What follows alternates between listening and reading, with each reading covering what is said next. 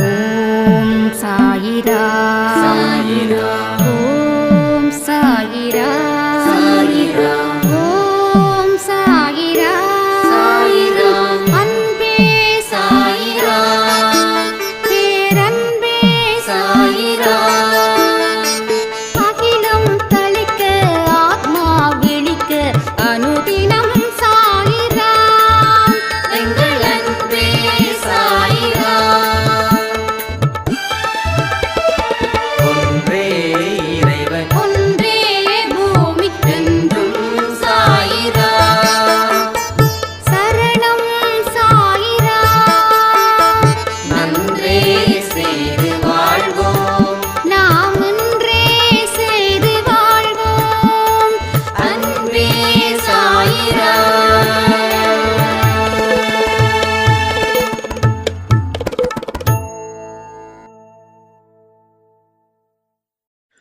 அந்த ராமன் உங்களை காக்கட்டும். உனக்கு என்ன வேண்டும் என்று உனக்கு தெரியுமா? ஆனால் எனக்கு தெரியும். உனக்கு என்ன கொடுக்க வேண்டும், எப்போது கொடுக்க வேண்டும் என்றெல்லாம் எனக்கு தெரியும். நம்பிக்கையோடு பொன்னான வாழ்க்கையை ஆரம்பமாக போகும் அந்த நாளை நீ எதிர்பார்த்து காத்திரு. உன் அருகில்தான் நான் இருக்கிறேன். என் ஆதரவு உனக்கு என்றும் உண்டு. நிராகரிப்புகளை கண்டு நெஞ்சம் உடையாதே. உன்னை யாராவது தூக்கி எறிகிறார்கள் என்றால் இறைவன் உன்னை மேலே தூக்கி விடுகிறான் என்று அர்த்தம். எல்லா சிக்கல்களையும் நீ கடந்து விட்டாய். உனக்கான நல்ல நேரம் இது. நீ எங்கே சென்றாலும் அங்கே உனக்கு துணை செய்ய உனக்கு முன் நான் நிற்பேன். உன்னுடைய மிக முக்கியமான பிரார்த்தனை ஒன்று இன்னும் ஒரே மாதத்தில் நிறைவேறப் போகிறது. நீ நன்றாக இருப்பாய். நீ யாருக்காக வேண்டுமானாலும் வாழ்ந்துவிட்டு போ, ஆனால் உனக்காகவும் கொஞ்சம் வாழ கற்றுக்கொள். இல்லை என்றால் உனக்கான உலகை உன்னால் காணவே முடியாது. நான் என் பக்தர்களுக்காக மட்டுமே நினைக்கிறேன். என் பக்தன் தான் எனக்கு எல்லாம். எனக்கும் என் பக்தனுக்கும் உள்ள உறவு மிகவும் மதிப்புத்தக்கது. நீ என்னுடைய அன்பு குழந்தை. உனக்காக தானே இந்த சாயப்பா இருக்கேன். கவலைப்படாதே. உன்னுடைய வேண்டுதலை எல்லாம் நான் நிறைவேற்றி வைப்பேன். எத்தனை நாள் தான் நீயும் கஷ்டம் பிரச்சனை என்று ஓடிக்கொண்டே இருப்பாய்? We don't want any kind of pleasure to divert our mind from your worship. உங்களுடைய வழிபாட்டில் இருந்து மனதை திசை திருப்பிவிடும் எந்த விதமான சுகமும் உங்களுக்கு வேண்டாம். எதுவும் நிரந்தரம் இல்லை. நீங்கள் கவலைப்படவும் தேவையில்லை. உங்களுடைய வழிபாடு மிகவும் முக்கியம். என் பக்தர்களின் வேதனைகளையும் பிரச்சனைகளையும் எடுத்து என் பையில் போட்டுக்கொள்கிறேன். மேலும் அதற்கு பதிலாக அவர்களுக்கு சமாதானத்தையும் நிம்மதியையும் தருகிறேன். யாரும் கொடுக்க முடியாத நிம்மதியை இந்த அப்பா நிச்சயமாக தருவேன். உனக்கு என்ன வேண்டும்? இதுதானே வேண்டும். அதை நான் தருகிறேன். எதற்கு தேவையில்லாமல் பிறரை கண்டு பயந்து ஓடுகிறாய்? இது எதுவுமே தேவையில்லை. யார் உனக்கு துன்பத்தை கொடுத்தாரோ அவர் இன்னைக்கு நிச்சயமாக நன்றாக இருப்பதை போன்ற தோற்றம் உனக்கு தெரியும். கெட்டதை செய்கிற அனைவரும் நன்றாக இருக்கிறார்கள். நல்லதையே செய்கிற நான் மட்டும் கஷ்டப்படுகிறேனே என எரிச்சலோ கவலையோ படாதே. அவர்கள் காலை பூத்து மாலையில் வாடும் பூவை போன்றவர்கள். இப்போது உள்ள மேன்மையில் இருந்து கீழே தள்ளப்படுவார்கள். நீயோ விருட்சத்தை போன்றவர். நீ ஆழ வேரூன்றி நிற்பாய். அநேகம் பேர் உன்னை ஏமாற்ற வந்தாலும் அயர்ந்து போகாதே. எத்தனை இழப்புகள் வந்தாலும் சோர்ந்து போகாதே. நான் ஆழமாக வேர்விட்டிருக்கும் விருட்சிகம் என்று சொல்லிக்கொள். நீ மலர்களை மட்டுமல்ல, கனிகளையும் தருவாய். அதன் மூலம் வருகிற நன்மை பலருக்கும் பயனாக இருக்கும். நாம் இன்று கஷ்டப்படுவதைப் போல்தான் நம் எதிரில் இருப்பவரும் ஒரு நாள் துன்பத்தை அனுபவிக்கப் போகிறார் என்பது உனக்கு தெரிந்துவிட்டால் நிச்சயம் அவர்கள் மீது நீ கோபப்பட மாட்டாய். அவர்களுக்காக நீ பரிதாபப்படுவாய். இன்று நான், நாளை நீ என சொல்லிக் கொள்வாய். உனக்கு தவறு இழைத்தவர்களை பார்க்கும்போது இவரும் தண்டனைக்கு தயாராகிறார் என்பதை தெளிவாக தெரிந்து அவருக்காக பரிதாபப்படு. Don't be afraid. Have faith. If you surrender into me, I will take care of you like a child. Like my child too. உனக்கு பிரம்ம முகூர்த்தத்தில் ஒரு விஷயத்தை நடத்த நான் தயாராக இருக்கிறேன். அது நடக்கக்கூடிய அந்த நேரத்தில் தெளிவாக நடக்கும். நீ பயப்பட வேண்டாம். மனம் தளராமல் இரு. நான் இருக்கிறேன். உன்னுடைய அப்பாவான நான் இருக்கிறேன். அதனால் நீ கவலைப்பட்டால் என் மீது நீ சந்தேகப்படுகிறாய் என்று அர்த்தம்.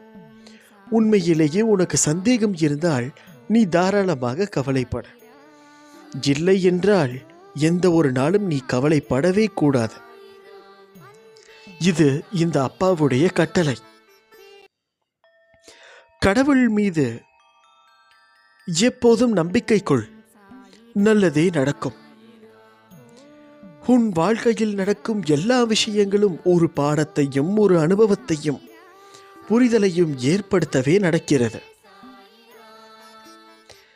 உன் வாழ்க்கையில் நடக்கின்ற அனைத்திற்கும் காரணம் நீ என்று எண்ணாதே. கவலைகளை மறந்து என்னிடம் வந்து உட்கார்ந்து கொள். என்னையே தியானி. என் மீதே மனதை வை.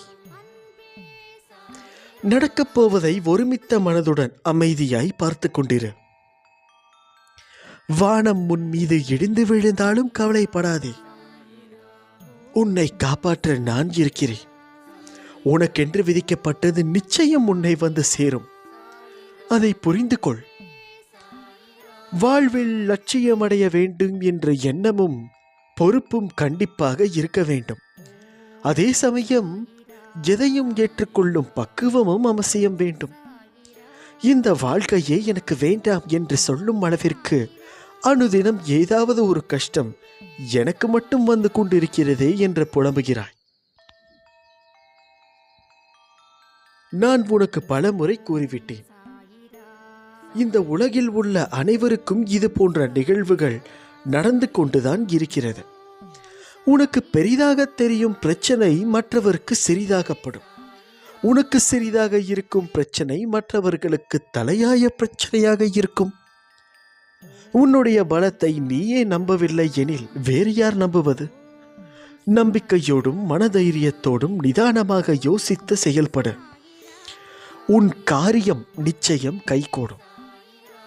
நிகழ்காலம் உனக்கு கடினமாக இருந்தாலும் இது நிரந்தரம் என்று நினைத்துக் கொள்ளாதே. நிலைகள் மாறும், காலம் மாறும். உன் அப்பா நான் மாற்றுவேன். When people try to push you down, I will lift you up. When they try to make you bad, I will cause you to shine. உனக்கென்று விதிக்கப்பட்டது உன்னை வந்து சேரும். இது சத்தியம், சத்தியம், சத்தியம். Don't expect me to show my presence every time. But I promise you that when you need me most, you will feel my strong presence. வாழ்க்கையில் நீ செய்த தவறுகள் உனக்கு வழிகளை கொடுத்துள்ளன. உனது தவறுகளில் இருந்து பாடம் கற்றுக்கொண்ட அனுபவங்களை மனதில் கொண்டு மீண்டும் இது போன்ற ஒரு தவறை எந்த சூழ்நிலையிலும் செய்யாமல் இரு. வாழ்க்கையில் எல்லாவற்றிற்கும் உணர்ச்சி வசப்படுதல், அழுதல் ஆகியவைகளால் உனக்கு எந்த வகையிலும் அது உதவி செய்யாது. நீ வாழ்க்கையில் இவற்றை கடந்து எவ்வாறு முன்னோக்கி செல்வது என்பதை குறித்து சிந்தித்து செயல்படு. அதற்காக தேவையில்லாத வழியில் செயல்பட நினைக்காதே, அது மிகவும் தவறு.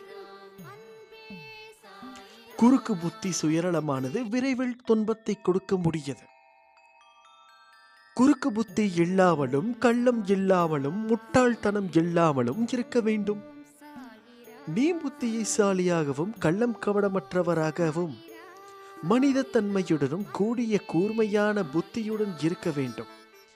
என் வார்த்தைகள் மீது நம்பிக்கை வைத்து செயல்பட. நீ நிச்சயம் தடைகளை தகர்த்து வெற்றியடைவாய். இது என்னுடைய சத்திய வாக்கு. பயம் வேண்டாம். உன்னுடைய அப்பா உனக்கு மிகப்பெரிய தூணாக இருக்கிறேன்.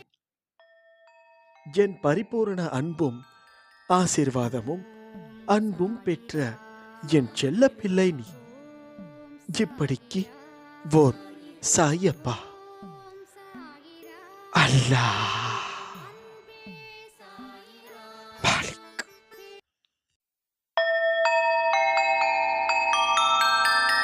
ஓம் சாயிரா சாயிரா